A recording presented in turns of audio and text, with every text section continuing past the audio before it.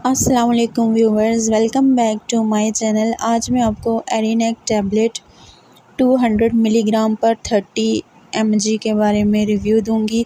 यानी कि एरिनेक 4 tablet basically क्या है, क्या इसके यूजेस हैं, कौन सी कंडीशंस में ये बेस्ट होती है और क्या इसके साइड इफ़ेक्ट्स हैं। ये सब जानने के लिए इस वीडियो को एंड तक देखें। लेकिन उससे पहले तमाम अफराद जो हमारे चैनल पे न्यू हैं, सबसे गुजारिश है हमारी वीडियो को लाइक, शेयर और सब्सक्राइब करें। बेल के आइकन पर क्लिक करें ताकि हर नई आने वाली वीडियो का नोटिफिकेशन आपको मिले। Thank you so much. तो बात करते हैं एरिनेक 4 मेडिसन के बारे में। ये बेसिकली 200 मिलीग्राम में भी अवेलेबल होती है और 30 mg में भी ये अवेलेबल होती है। उसके अलावा ये इसकी जो मैन्युफैक्चरिंग है ये एबट लेबॉर्ट्रीज़ की है और प्राइस इसकी 500 के करीब है। तो ये एक एनसेड मेडिसन है जो कि आपको कोल्ड में और कोल्ड से रिलेटेड जो कंजेशंस हैं उसमें रिलीफ़ देती है। अब बात करते हैं इसके अंदर पाए जाने वाले इंग्रेडिएंट्स की। इसमें 2 टाइप्स के इंग्रेडिएंट्स पाए जाते हैं, यानी केमिकल पाए जाते हैं, जिसमें आइबुप्रोफेन है और सीडोफेड्राइन। ये दोनों कंपोनेंट्स इसमें पाए जाते हैं जो कि एनसेड मेडिसन का वर्क प्ले करते हैं। ये था इस मेडिसन का इंट्रोडक्शन। अब हम बात करते हैं इस मेडिसन के यूजेस के बारे में कि कौन सी ऐसी कंडीशंस हैं जिसमें ये बेस्ट होती है। फ़र्स्ट ऑफ़ ऑल इसको आप पेन में यूज़ कर सकते हैं, यानी अगर आपको जिस्म के किसी भी हिस्से में दर्द है तो इसको आप इस्तेमाल कर सकते हैं। अगर आपके सर में दर्द है या आपके मसल्स में पेन है, आपके कंधों में, बाजुओं में पेन है, तो उस कंडीशन में ये बेस्ट होती है। ये एज़ अ पेन किलर भी यूज़ की जाती है। इस मेडिसन के 2 किस्म के फ़ायदे हैं। वो फ़ायदे किस तरह से हैं कि एक जो इसका इंग्रेडिएंट है, इसके अंदर आइबुप्रोफेन ये काम करता है एनसेड मेडिसन का। यानी कि ibuprofen is an NSAID that work by blocking the effect of certain chemicals in the body that cause pain and inflammation. यानी आपके जिस्म में जो सूजन हो जाती है, जो पेन होती है, वो दूर करता है इसका आइबुप्रोफेन कंपाउंड। यानी जो इसके अंदर आइबुप्रोफेन पाया जाता है वो as a pain killer work करता है। और सीडोफेड्राइन जो इसका दूसरा फार्मूला है वो इसमें आपको जो है वो काफ़ी हद तक कोल्ड से और एलर्जी से, यानी नज़ला ज़ुकाम से आपको रिलीफ़ देता है। वो कैसे देता है? आपकी जो वेसल्स हैं उनको रिलीफ़ देता है, उनको खोलता है। जो आपकी साइनस कंजस्शन हुई होती है बॉडी में उसको रिलीफ़ देता है। काफ़ी हद तक इस मेडिसन के लेने से आपको फ़र्क आ जाता है। इसी तरह इस मेडिसन को आप जो है वो हेडेक में ले सकते हैं, यानी अगर आपके सर में दर्द है तब भी आप इसका इस्तेमाल कर सकते हैं। अगर आपको शदीद सर्दी लग रही है या कोल्ड की वजह से आपको फ़ीवर हो रहा है तो उस कंडीशन में भी ये मेडिसन बेस्ट है।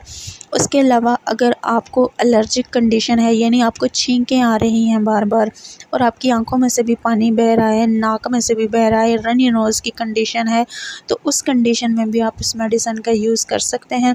उसके अलावा अगर साइनोसाइटिस की कंडीशन है, यानी नाक के जो अंदर वाली झिल्ली है उसमें भी अगर आपको इन्फ्लेमेशन है, यानी सूजन है, जिसकी वजह से आप सांस नहीं ले पा रहे होते या आपको ऑक्सीजन की वैल्यू जो है वो उस तरह से नॉर्मल वे में नहीं मिल रही होती, आपका शदीद ब्लॉकेज है गले में भी, नाक का भी, तो उस कंडीशन में भी आप इस मेडिसन का यूज़ कर सकते हैं। उसके अलावा अगर नेज़ल कंजस्शन है, यानी नाक बंद है, सेम इसी तरह छोटे बच्चों में भी हो जाता है कि नाक ब्लॉक हो जाती है, बंद हो जाती है, ख़ासकर विंटर सीज़न में, तो उस कंडीशन में भी आप इस मेडिसन का यूज़ कर सकते हैं। उसके अलावा अगर सोर थ्रोट की कंडीशन है, यानी कि आपका जो गला है वो सूजा हुआ है या उसमें इन्फ्लेमेशंस रहती हैं, या सम टाइम ऐसे भी होता है कि कुछ खट्टा खा लेने से या कुछ ठंडा ले लेने से आपको जो है वो टॉन्सिल्स की शिकायत होती है, उस कंडीशन में भी ये मेडिसन बेस्ट है। ये आपको काफ़ी हद तक रिलीफ़ देती है। आपकी जो रगें हैं इनसाइड द बॉडी उनको रिलीफ़ देती है, उनमें जो इन्फ्लेमेशंस हैं उसको कम करती है। तो उस कंडीशन में क्या होता है कि आप फ्रेश फ़ील कर लेते हैं, आपका गला भी ठीक हो जाता है और जो फ़ीवर है वो भी काफ़ी हद तक काबू में हो जाता है। सेम इसी तरह अगर आपको क्रैम्प्स पड़ रहे हैं पेट के अंदर या आपके मैदे में हैं या आपकी हड्डियों में या हड्डियों के जोड़ों में या आपके टिश्यूज़ में या आपके मसल्स में क्रैम्प्स पड़ते हैं, तो उस कंडीशन में भी ये मेडिसिन बेस्ट है। ये थे इसके यूजेस। अब हम बात करते हैं इस मेडिसिन के साइड इफ़ेक्ट्स के बारे में कि अगर आप ये मेडिसिन लेते हैं तो आपको क्या क्या साइड इफ़ेक्ट्स हो सकते हैं। इसमें सबसे पहले आपका मैदा जो है वो ख़राब हो सकता है, यानी अपसेट हो सकता है, और उसके अलावा आपको इसमें हेडेक की प्रॉब्लम या वर्टिगो की कंडीशन हो सकती है। उसके अलावा सांस लेने में आपको मसाइल दरपेश हो सकते हैं और नौज़िया और वॉमिटिंग की कंडीशन हो सकती है। ये थे इसके साइड इफ़ेक्ट। और कुछ मरीज़ों में ये भी देखा गया है कि इस मेडिसिन के यूज़ से उनके वज़न में इजाफ़ा होता है, यानी कि वो वेट गेन कर लेते हैं। और कुछ मरीज़ों में ये देखा गया है कि उनका जो ब्लड प्रेशर है वो बहुत ज़्यादा हाई हो जाता है।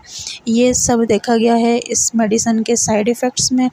अब हम बात करते हैं कि ऐसी कौन सी कंडीशंस हैं जिसमें ये मेडिसिन यूज़ नहीं करनी चाहिए।